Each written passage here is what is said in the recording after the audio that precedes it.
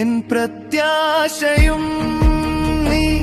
വിശ്വാസവും നീ, കാലങ്ങൾ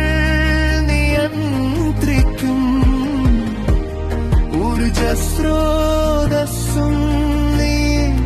പുലരിതൻ ശോഭയിൽ നിൻ മുഖം കാണവേ